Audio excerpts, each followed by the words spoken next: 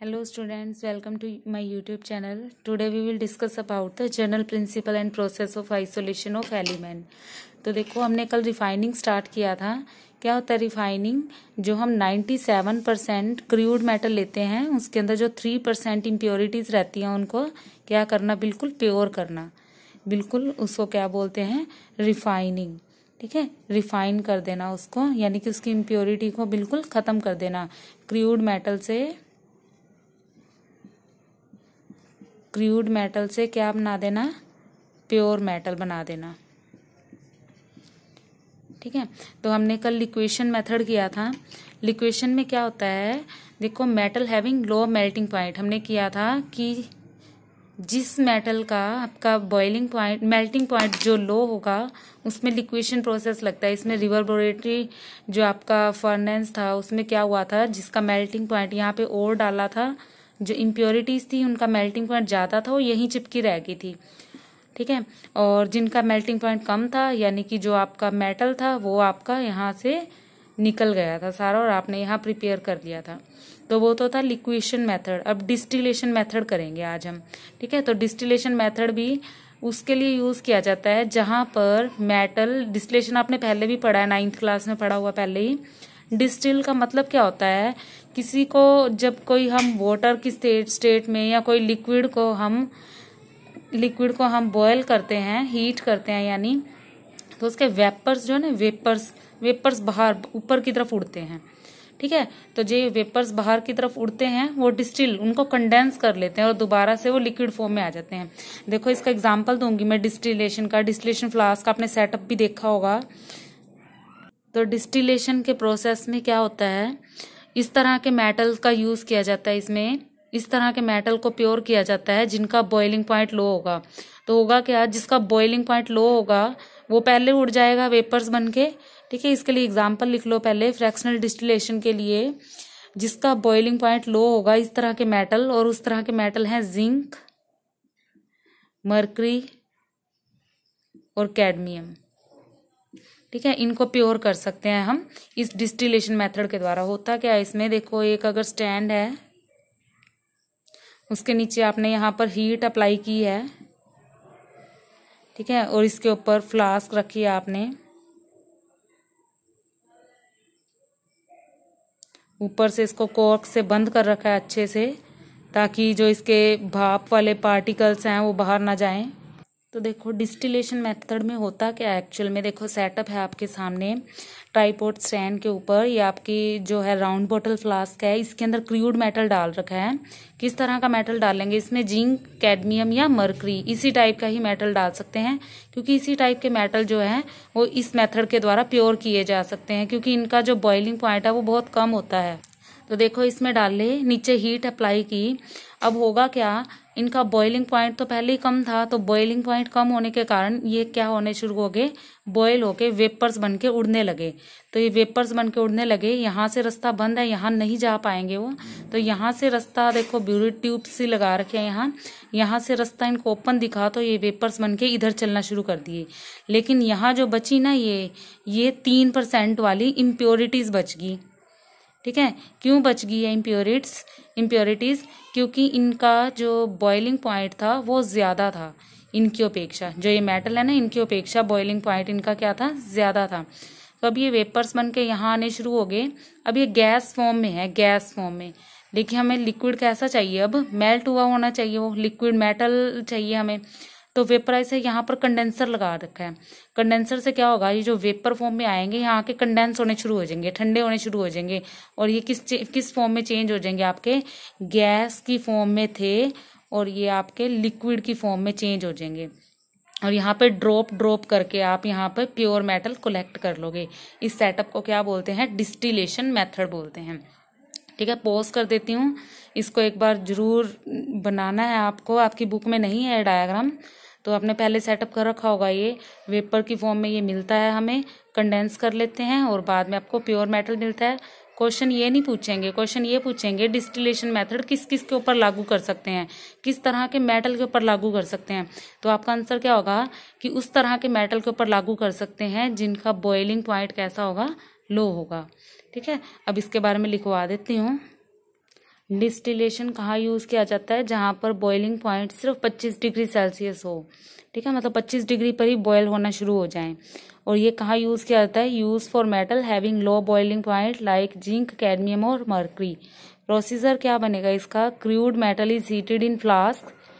Pure जो metal होगा, जो आपका क्रूड मेटल है उसको हीट किया फ्लास्क में, तो आपका जो प्योर मेटल होगा वो तो वेपराइज हो जाएगा और उसको सेपरेट किससे किया जाएगा? कंडेंसर की सहायता से इन अ रिसीवर में। Non volatile impurity left in the flask. Volatile क्या होता है? जो जल्दी से वेपराइज हो गया। जो वेपराइज नहीं हुआ यानी इम्प्योरिटीज वो किस में रह जाएंगी? फ्लास्क में ही रह जाएंगी, ठीक है।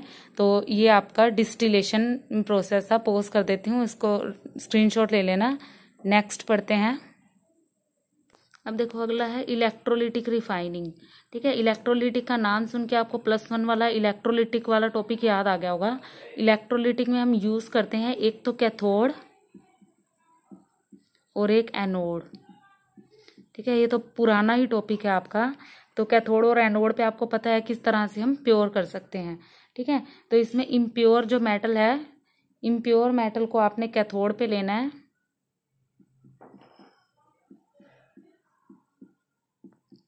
इम्प्योर मेटल को कैथोड पे लेना है, और जो प्योर मेटल होगा उसको किस पे लेना है?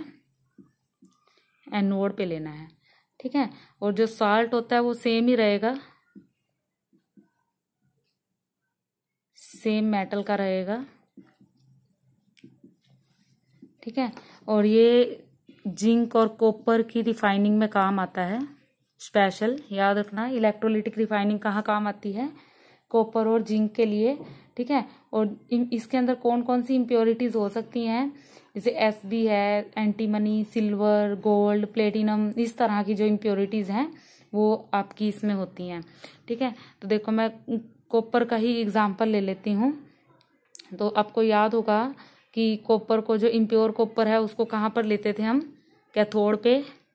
तो यहाँ देखो सेटअप, जो इम्प्योर रोड है आपकी ये Cu वाली, देखो इधर जैसे ही इलेक्ट्रिसिटी पास होगी यहाँ पर, देखो ये पॉजिटिव वाले को पॉजिटिव से कनेक्ट कर रखा है, नेगेटिव वाले को नेगेटिव से। और पॉजिटिव वाला कौन सा हिस्सा होता है? पॉजिटिव वाला आपका क्या होगा? एनोड का हिस्सा होगा, एनोड का, ठीक है। एनोड वाला हिस्सा होगा जहां पर हम किसको ले रहे हैं? इम्प्योर मेटल को। यहाँ उल्टा लिख दिया है क्या मैंने? इम्प्योर मेटल को एनोड पे लेना है, यहाँ थोड़ी मिस्टेक है, ठीक कर लेना। इम्प्योर मेटल को एनोड पे लेना होता है और कैथोड पे प्योर मेटल, ठीक है। तो इम्प्योर मेटल यहाँ लिया, जैसे इलेक्ट्रिसिटी पास होगी, सेम सोल्यूशन ले लिया मैंने कॉपर सल्फेट का। तो होगा क्या? इसमें से Cu2 पॉजिटिव के आयन निकल के सोल्यूशन में मिलने शुरू हो जाएंगे, ठीक है। जैसे ये Cu2 पॉजिटिव जो आपके इलेक्ट्रॉन्स हैं वो निकलने यहाँ शुरू होंगे, तो यहाँ पर इलेक्ट्रॉन्स हैं, ठीक है। यहाँ तो इलेक्ट्रॉन्स की कमी हो जाएगी, ठीक है। तो ये Cu2 को कौन ले लेगा? ये जो इलेक्ट्रॉन है ये अपनी तरफ खींच लेंगे। यानी होगा क्या? दूसरे मार्कर से बताती हूँ तुम्हें। देखो होगा क्या, यहाँ से Cu2 पॉजिटिव निकलने शुरू होंगे और यहाँ पर ये नेगेटिव रोड है, इलेक्ट्रॉन्स पहले से ही मौजूद हैं, वो क्या करेंगे? इस Cu2 को अपनी तरफ खींच लेंगे, ठीक है। ये अपनी तरफ खींच लेंगे और यहाँ पर ये सारे इकट्ठे हो जाएंगे। ये पहले इम्प्योर रोड थी, मोटी थी, ठीक है। अब यहाँ से इलेक्ट्रॉन्स निकल के जा रहे हैं और जो यहाँ इम्प्योरिटीज बचेंगी वो यहाँ पर एक इम्प्योरिटी मड बन के आएंगी, ठीक है। इसको बोलते हैं एनोड मड।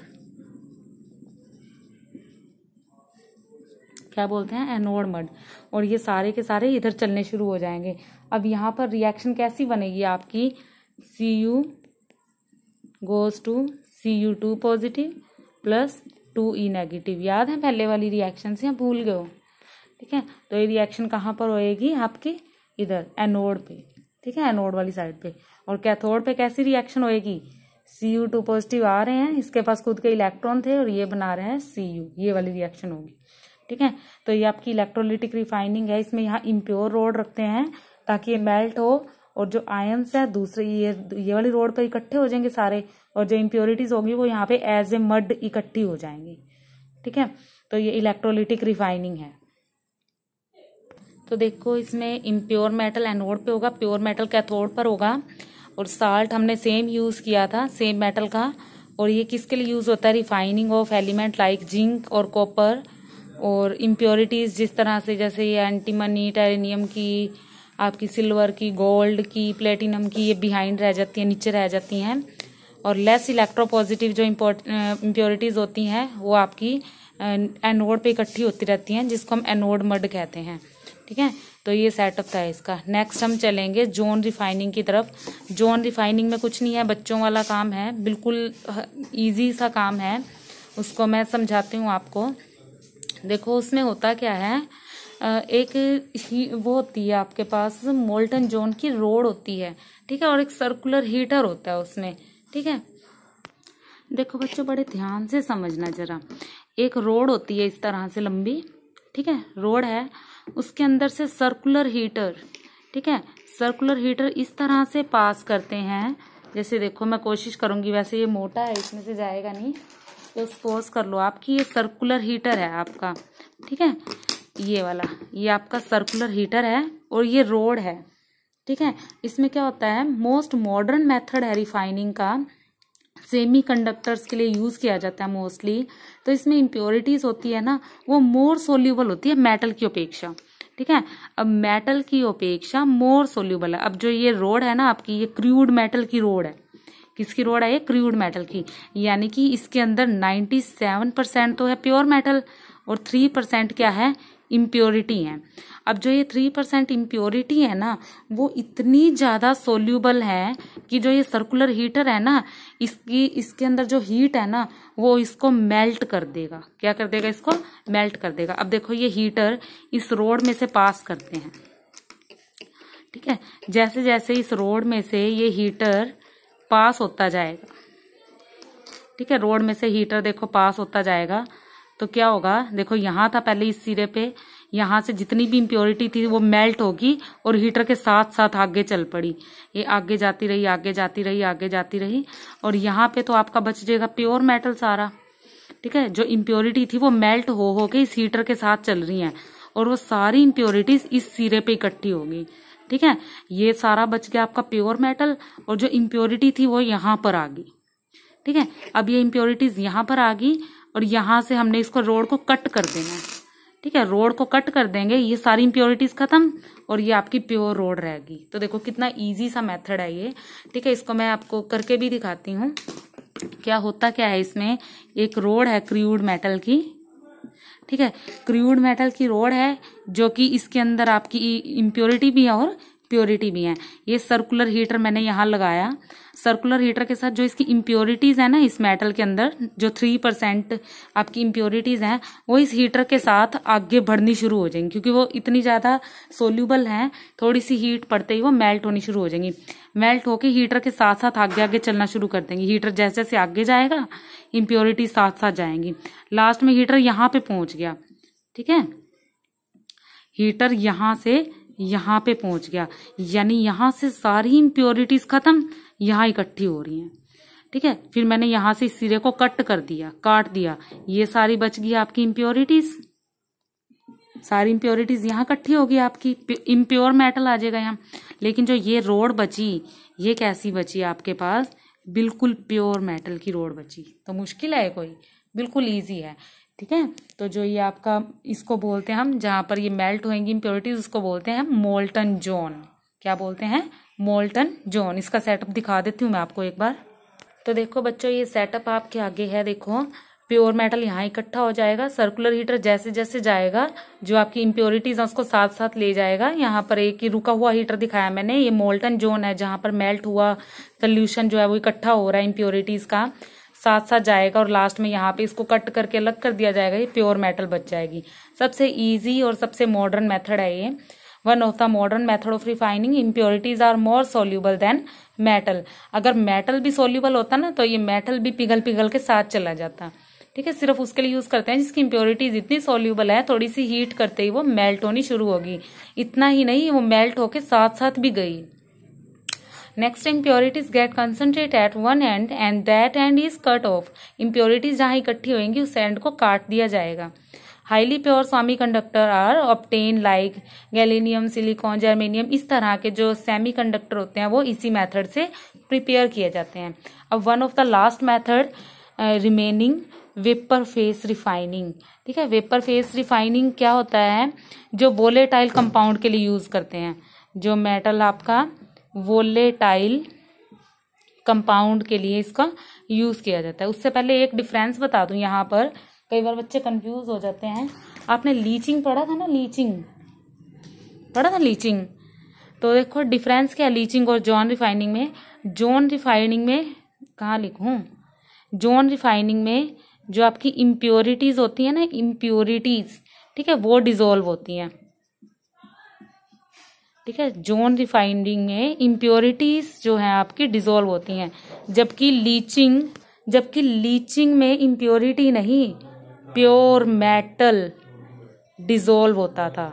ठीक है, याद रखना, इम्प्योरिटी डिसॉल्व किस में होती है, जॉन रिफाइनिंग में, और लीचिंग में प्योर मेटल डिसॉल्व होता था। याद रखना इस बात को, impurity dissolve John refining, purity dissolve leaching. देखो वेपर फेस रिफाइनिंग में क्या होता है, मेटल को कन्वर्ट किया जाता है वोलेटाइल कंपाउंड में। ठीक है, और फिर वो खुद ही डिकम्पोज हो जाता है और प्योर मेटल देता है। पहले एक कॉम्प्लेक्स बनाएगा और कॉम्प्लेक्स के बाद ऑक्सीजन और नाइट्रोजन की इम्प्योरिटीज को तो निकाल देगा और यहाँ प्योर मेटल आपका बच जाएगा। ठीक है, यूज फॉर रिफाइनिंग निकल, ज़र्कोनियम, टाइटेनियम के लिए यूज किया जाता है।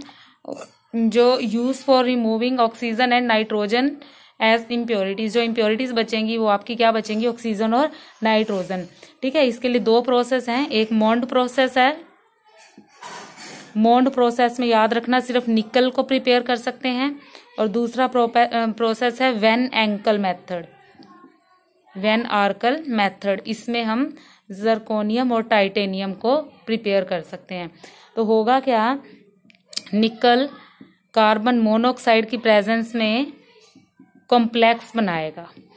ठीक है, और फिर ये खुद का कॉम्प्लेक्स, जो इसका टेम्परेचर है, बस टेम्परेचर याद रखना है। देखो एक बार मैं दोबारा बताती हूँ, उससे पहले यहाँ पोज कर देती हूँ, इसको नोट करो इसको, मेरे साथ साथ नोट्स बनाओ, इसको नोट डाउन करो, फिर ही मैं दोनों मेथड बताती हूँ आपको। वेपर फेस रिफाइनिंग क्या है, मेटल कन्वर्ट होता है वोलेटाइल कंपाउंड में और डिकम्पोज हो जाता है, खुद ही डिकम्पोज हो जाता है प्योर मेटल में, और जो ऑक्सीजन और नाइट्रोजन की इम्प्योरिटीज हैं वो निकल जाती हैं। पॉज कर दिया मैंने, स्क्रीनशॉट लो जल्दी से। तो देखो ये दो मेथड करेंगे हम। मोंड प्रोसेस निकल के लिए लगता है, वैन एंकल मेथड लगता है ज़र्कोनियम और टाइटेनियम के लिए। इसमें आपको कुछ ज़्यादा याद करने की जरूरत नहीं है, बस आपको सिर्फ टेम्परेचर, जो कि बहुत मेन है, टेम्परेचर याद करना है। देखो निकल को जब कार्बन मोनोऑक्साइड के साथ 350 पर हीट करेंगे तो ये आपको वोलेटाइल अनस्टेबल कॉम्प्लेक्स देगा। निकल के साथ 4 ही जुड़ सकते हैं, इसलिए ये मैंने बैलेंस करके लिख दिया, यहाँ पर 4 लिख दिया, बैलेंस हो जाएगी। जो ये बचा आपका, ये आपका वोलेटाइल अनस्टेबल कॉम्प्लेक्स है। ठीक है, अब इसी कॉम्प्लेक्स को बहुत ज़्यादा हीट पे, बहुत ज़्यादा टेम्परेचर पे हीट करेंगे, नियर अबाउट 470 केल्विन पे, तो निकल जो है वो खुद ना खुद प्रिपेयर हो जाएगा। कार्बन मोनोऑक्साइड जो है वो लेफ्ट बिहाइंड रह जाएगी, किसके साथ, अलोंग विद नाइट्रोजन और ऑक्सीजन। और जो ये बचा आपका बिल्कुल प्योर है, ये हाईली प्योर मेटल। तो देखो निकल के लिए यूज किया। टेम्परेचर जरूर याद रखना है आपको, ये आपके थ्योरेटिकली हैं, जो एक्सपेरिमेंटली वैल्यू दी हुई हैं वो है, इसको अपनी तरफ से नहीं बना रखी मैंने, और ना ही आपको याद करना है। बस आपको ये ध्यान रखना है कि एक्सपेरिमेंटल वैल्यू उसको आप चेंज नहीं कर सकते। निकल कार्बन मोनोऑक्साइड के साथ 350 केल्विन पे वोलेटाइल कॉम्प्लेक्स देगा, और वही वोलेटाइल कॉम्प्लेक्स को उससे ज्यादा हीट करने पर निकल आपका जो है प्योर, हाईली प्योर मेटल बचेगा, और जो आपकी मोनोऑक्साइड निकलेगी वो नाइट्रोजन और ऑक्सीजन गैस के साथ निकलेगी। सेम एज इट इज यहाँ पे ज़र्कोनियम और टाइटेनियम के लिए करेंगे। इसका टेम्परेचर बता देती हूँ, और ज़र्कोनियम के लिए मैं करूंगी और टाइटेनियम के लिए आप खुद ट्राई करोगे। ठीक है, तो ज़र्कोनियम आयोडाइन के साथ रिएक्ट करेगा, 2 मॉलिक्यूल ले लेती हूँ, इसका भी 2 4 बना देगा ना ये। टेम्परेचर रहेगा इसका 870 केल्विन, और यहाँ पर जो आपका कॉम्प्लेक्स बनेगा ZrI4 बनेगा, ठीक है। ये वोलेटाइल अनस्टेबल कॉम्प्लेक्स है, वोलेटाइल अनस्टेबल कॉम्प्लेक्स है। अब इस वोलेटाइल अनस्टेबल कॉम्प्लेक्स को और ज्यादा हीट देंगे, नियर अबाउट 2075। ये एक्सपेरिमेंटल टेम्परेचर है, इनको जरूर याद रखना। इससे क्या होगा, ज़िरकोनियम आपका अलग हो जाएगा और आयोडाइन निकल जाएगा, किसके साथ, O2 और N2 की प्रेजेंस के साथ, ठीक है। टाइटेनियम के लिए भी सेम टेम्परेचर रहेंगे, इसके लिए ट्राई करना। पोज करती हूँ, उसका स्क्रीनशॉट ले लेना, ठीक है। और एक बार एनसीईआरटी में से जरूर पढ़ लेना इसको, मैंने हल्का सा वैसे ही बता दिया है, ये इतना इंपॉर्टेंट नहीं है। तो इन प्रोसेस में सबसे इंपॉर्टेंट आपका जोन रिफाइनिंग और इलेक्ट्रोलिटिक रिफाइनिंग है, वेरी इंपॉर्टेंट टॉपिक है ये दोनों, ठीक है। तो अगला अभी थोड़ा बचा हुआ रिमेनिंग पार्ट भी है इस यूनिट का। एक्सट्रैक्शन बची है हमारी, पायरोमेटलर्जी बची हुई है, काफी सारी यूनिट बची है, नेक्स्ट चैप्टर में करेंगे, ठीक है। तब तक के लिए well done, thank you, bye bye.